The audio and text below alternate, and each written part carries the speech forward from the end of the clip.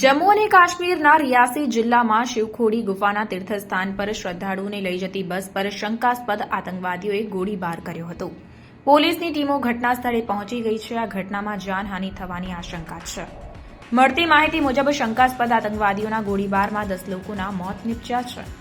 આ આતંકવાદીઓનું એ જ જૂથ છે જે રાજૌરી, પૂંછ અને રિયાસીના ઉપરના વિસ્તારોમાં છુપાયેલું છે. રિયાસી એસપીએ સ્થળાંતર પ્રક્રિયાની દેખરેખ રાખી અને ઘાયલોને અલગ અલગ હોસ્પિટલમાં મોકલ્યા.